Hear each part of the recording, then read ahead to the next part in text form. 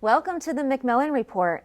I'm Marilyn Wilkes, your host, and our guest is Daniel Botsman, a professor of history at Yale University and the chair of the Council on East Asian Studies at the Macmillan Center.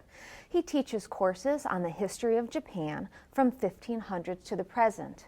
His publications include a translation of the memoirs of a prominent post-war foreign minister, Okita Saburo, A Life in Economic Diplomacy, and a study of the history of punishment from the 16th to 20th centuries, Punishment and Power in the Making of Modern Japan. Today we talk with Professor Botsman about his research paper titled Freedom Without Slavery: Coolies, Prostitutes, and Outcastes in Meiji Japan's Emancipation Moment. Welcome, Professor Botsman. Thank you, Marilyn.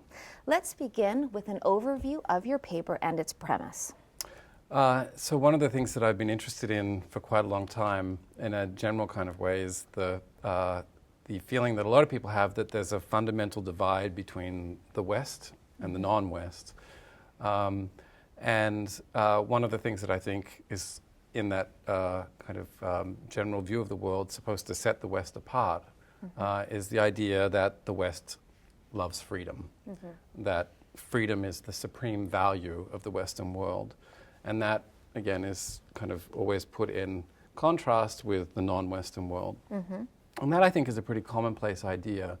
But one of the scholars that's really taken that idea and riffed on it in an interesting way is a sociologist named Orlando Patterson, who won a lot of big prizes for a book he wrote about the history of freedom in the West. And what he argues is that the reason that the Western world has embraced freedom in this very special kind of way actually has to do with the history of slavery in the West. And that without the very particular relationship that the Western world has to slavery, you wouldn't have this embrace of freedom. I see. And those two things struck me as interesting things to think about, those two propositions, that freedom is something that really is uniquely embraced by the West, and that also is connected to the history of slavery. Those things seem to me something that could be usefully thought about in the context of 19th century Japan, which is what most of my own work focuses on. And the reason for that is that, first of all, 19th century Japan was a place where freedom really is embraced and becomes a kind of central part of political discourse, especially in the decades following the Meiji Restoration of 1868. Okay. So that's the first thing. And then the second thing is that Japan at that time is also a society where slavery as an institution really does not exist. At earlier points in the past, there had been something like slavery, but most scholars agree that by the 18th century or so, slavery has pretty much disappeared from Japanese society. So here we have a non-Western society that embraces freedom and doesn't have slavery. So I was interested in working out, what the case of Japan might have to say then about these bigger issues. And what I conclude in a kind of general way is that the idea of slavery does become very important in Japan in that period as a kind of metaphor for talking about lots of different groups in society who needed to be set free. So once these groups are identified as slave-like, then you can also start introducing this idea that they need to be emancipated. And that, in turn, I think paves the way for a kind of broader adoption of the rhetoric of 19th century liberalism in Japanese political life. Okay, and how did you come to write the paper?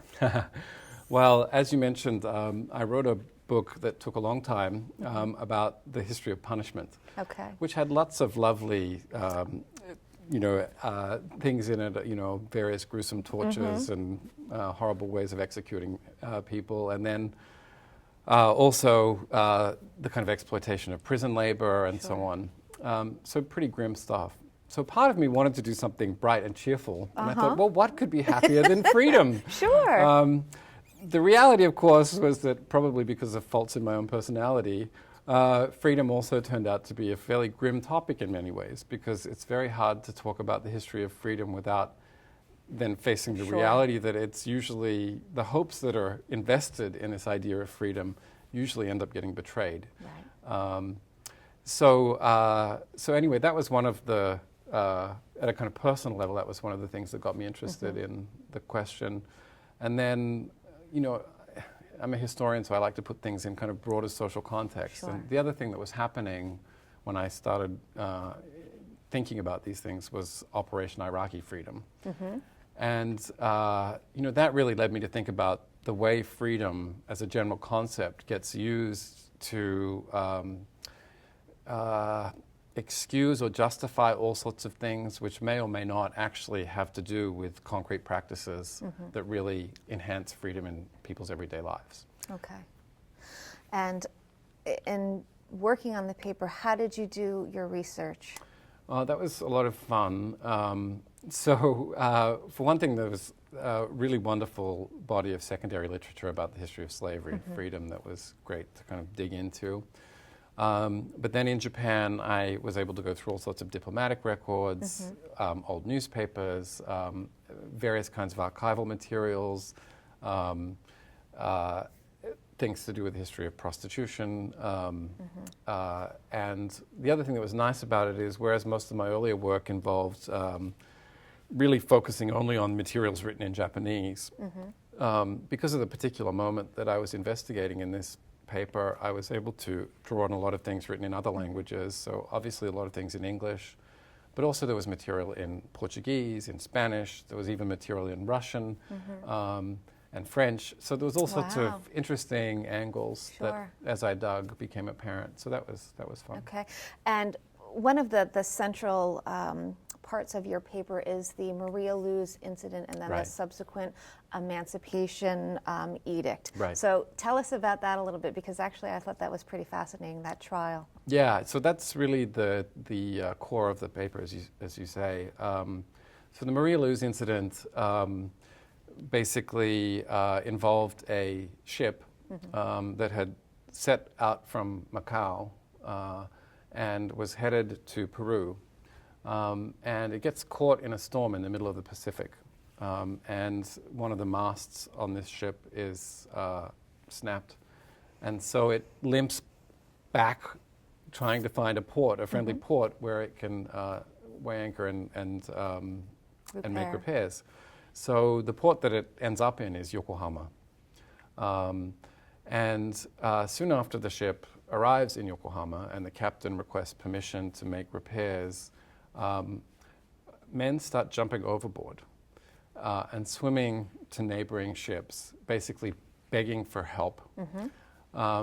And this, of course, leads to an investigation. What is going on with this ship? Right. And of course, it turns out that the cargo on this ship is human cargo, specifically indentured Chinese laborers or coolie laborers who are being taken from Macau to Peru to work in plantations and actually guano mines and so on there. Well, actually, that fascinated me because I had no idea about Peru would do something like that. So that came as a surprise to me. And again, what time period are we talking about? So we're really talking about the early 1870s. Okay. And Peru's involvement in the so-called Pacific coolie trade spans a couple of decades, and it's a kind of on-again and off-again thing. But at least in the English-speaking world, Peru comes to be identified with the worst abuses of this coolie trade, which very quickly, particularly in post-Civil War United States, very quickly comes to be identified as a kind of new slave trade. Okay. And that, of course, sets the scene for what happens in Yokohama, too, because once it becomes clear that these men who are jumping overboard are coolie laborers who are being held on this ship against their will, there's mounting pressure on the Japanese government to do something. And eventually a trial takes place, in fact, 2 trials. And it hasn't, it's definitely an international affair, which also I found very interesting. Right, because at this point, basically the Western powers don't trust Japan to behave responsibly in legal matters. And so the court that is convened, in fact, is, as you say, a kind of very international court where there are American and British advisors working with the Japanese judge, and where the opinions of all sorts of legal advisors from different parts of the world who have been brought to Japan to advise the government are involved. So again, going through all of that material and the multiple layers and arguments that were kind of being laid out both in public and behind the scenes was really interesting. But I mean, the two trials are quite complex, but really in the end, the key thing is this comes down to a question of, is this a form of slavery? If it is, what is Japan's stance? And in the end, the Japanese judge issues a statement saying, this is clearly a form of slavery. Japan will not tolerate slavery. And he cites a couple of interesting precedents for that, which had to do actually with attempts by an American businessman to try and recruit Japanese workers to go to Hawaii. And that has, in the years preceding the Maria Lu's trials, kind of created a bit of a panic in Japan, especially amongst Japanese elites, about the possibility that Japan will become the focus of a new Pacific slave trade. Right, okay. So the idea that Japan might be pulled into this new kind of slave trade in the Pacific has already kind of taken root. Anyway, the judge in the case, in the Maria Lu's case, says Japan will not tolerate slavery, and so these men should be set free, basically. And that has all sorts of implications. Right. For Japan, what were the implications? Right. So one of the things that happens in the context of the trial is that both people within the Japanese government and various members of the expatriate Western community in Yokohama start talking about, start debating the consequences of this issue. And one of the things that both groups very quickly point to is the situation of prostitutes in places like Yokohama, where basically the establishment of red light districts and brothels was something that Western diplomats had pushed very hard for, because they thought, we're going to have all these sailors coming into port and they need women, basically, otherwise they're going to run amok. So as a result of that pressure, and then partly also because of Japan's own history of kind of establishing these kinds of districts in any urban center, you do get a very flourishing prostitution business established in Yokohama. And the women who are working in the brothels are actually held under contracts which are very similar to the contracts that are binding the coolie laborers on this ship. Even though they couldn't understand what they were signing them when they signed them. Right, exactly. Well, I think in both cases you could say that... The same thing? Yeah, well, the women in the brothels were often too young to be recognized as legally responsible. So that meant their fathers would sign for them. Great. Yes, lovely story, I know. And in the case of the Chinese men on board the ship, there's all sorts of evidence that they were kidnapped often and then forced to sign, or that they didn't understand the documents they were signing. So there were these very clear parallels between these two sets of people. So what did Japan do? So in the end, Japan issues an emancipation edict for prostitutes and entertainers soon after the Maria Lu's trial. And I think one of the things that's very interesting about that is that when you look at the debates that were going on within the ranks of the Japanese leadership prior to this, they were very conscious of Lincoln's Emancipation Edict and developments with the abolition of slavery in other parts of the world. So this is an example, I think, where you get this kind of global phenomena of kind of emancipation of slaves having also these very concrete local consequences. And again, you know, both the prostitutes and the coolies on board the Maria Lu's, their position is slave-like. But I think there's a real difference between their situation and that of, you know, those who were basically In what way? chattel slaves. Well, for one thing, these contracts were not permanent. They expired after a certain period. But were they actually honored?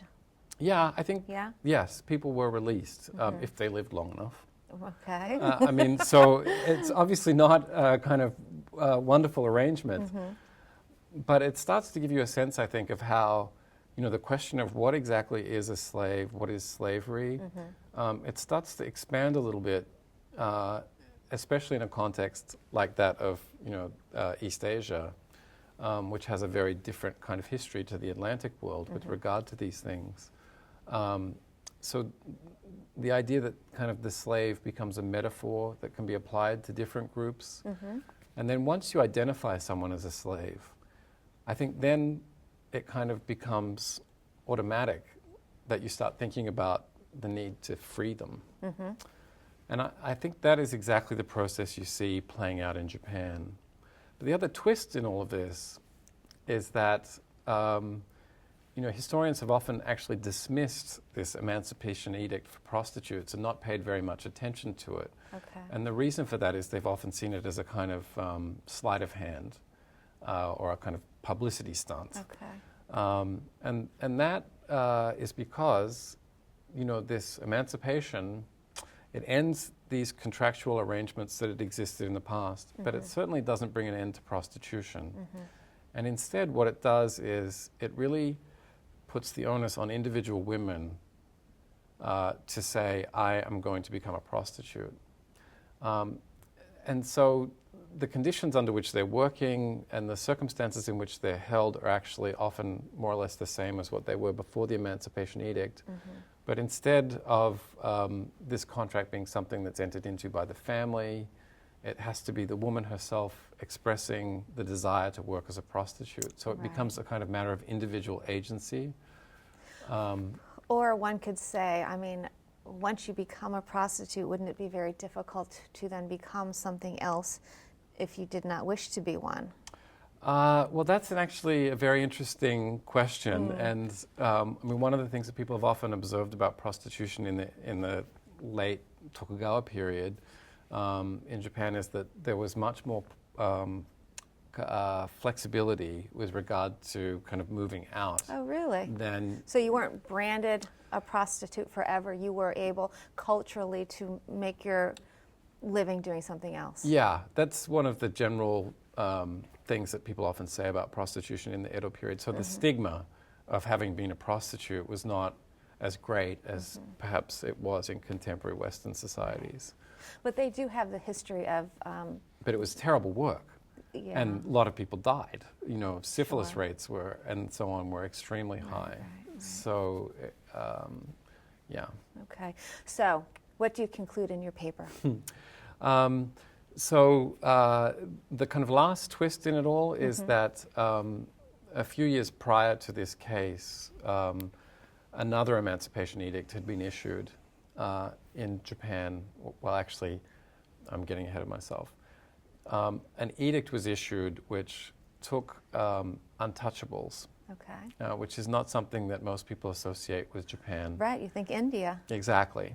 So that's actually part of a bigger project I'm working on. Okay. But there were untouchable communities in Japan. Wow. And soon after the Meiji Restoration, before the Maria Luz case, there's an edict issued which basically promotes these untouchables to the same legal status as ordinary commoners. How did that go over? Well, that's a very interesting question. In some parts of the country, there were riots. Okay. That this was a terrible thing. So basically, in the same way you had race riots protesting, the kind of so-called phenomenon of uppity black people after slavery was abolished, the same kind of thing happens that, you have these uppity untouchables.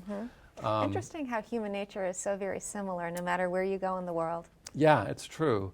And if you think about, one of the things, of course, that makes untouchability so interesting is that it really defies our assumptions about who gets discriminated against. Because these are people for whom there are no markers of ethnic difference. There's no religious difference. You're born into it? You're absolutely born into it. Some people were able to get out and pass as commoners, but most people stayed within these very poor, generally very poor communities.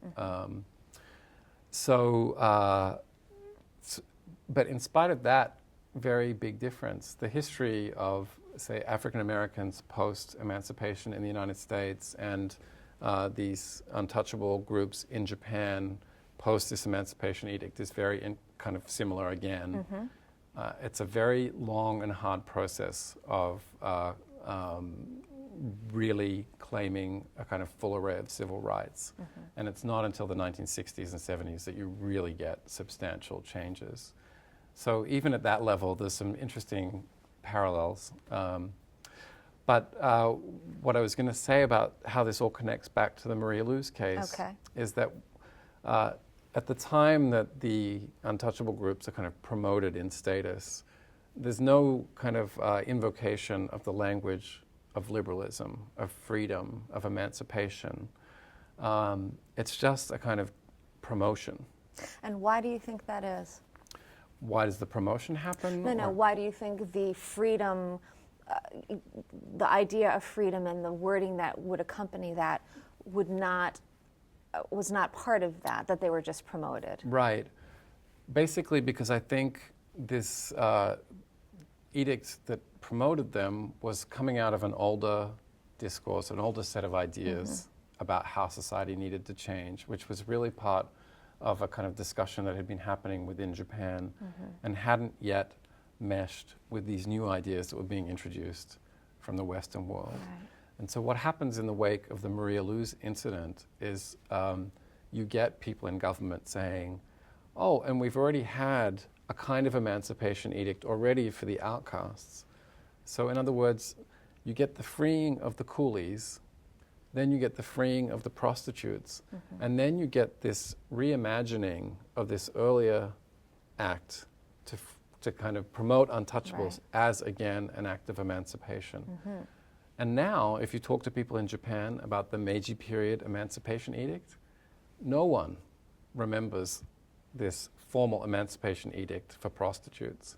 But what they do remember is this earlier edict which freed the untouchable groups. Interesting. And so tracing the history of how that kind of reimagining in terms of the language of liberalism happened is something I'm also interested in pursuing. Very good. Well, this has been fascinating. Thanks so much for being here with us today. Thank you. For more information about Professor Botsman and his research, please visit our website at yale.edu/Macmillan Report. Be sure to join us again for another episode of the Macmillan Report, made possible through funding from the Whitney and Betty Macmillan Center for International and Area Studies at Yale.